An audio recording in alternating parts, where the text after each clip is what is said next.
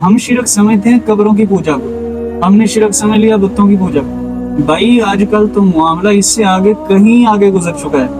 آج آپ دیکھیں کہ دنیا میں ایک بتوں کا پجاری ہے، وہ کسی نہ کسی اپنے خدا کو تو تسلیم کرتا ہے نا، ایک قبر پرستی کرتا ہے، وہ اس کے ذہن میں بھی کوئی نہ کوئی خدا کا تصور ہوتا ہے۔ لیکن اس سے بھی بڑھ کے جو شرک سب سے خطرناک ہے وہ یہ ہے الحاد کا شرک ہے، کہ خدا تعالیٰ کا بھی کلی طور پہ خالق کا انکار کر دیا ہوا۔ آج دیکھیں یہ ہماری نوجوان نسل جو اپنے آپ کو بڑے ماڈرن اور برانڈ سمجھتے ہیں، تعلیم یافتہ سمجھتے ہیں، آج وہ نوجوان ہمارا الحاد کا شکار ہو رہا ہے۔ آخر کیا وجہ ہے کہ ہمارا نوجوان آج الحاد کی طرف جا رہا ہے؟ الحاد بیسیکل ہوتا کیا ہے؟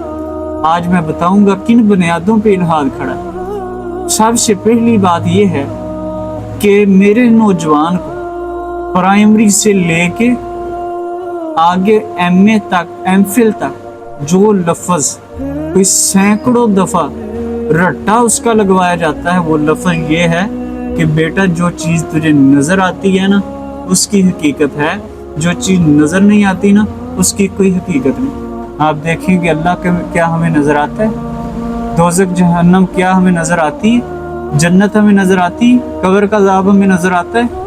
نہیں نظر آتا۔ یہ غیبیات ہیں، ان پر بن دیکھے ایمان لے کے آنا ہے۔ تو جو مسلمان ہے، مومن ہے، ایمان والا ہے،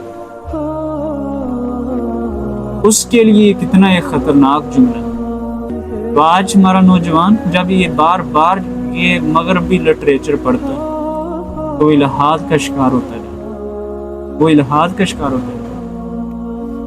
جو چیز نظر آ رہی بس اس کی ٹھیک ہے، جس کی نہیں نظر آ رہی اس کی بھی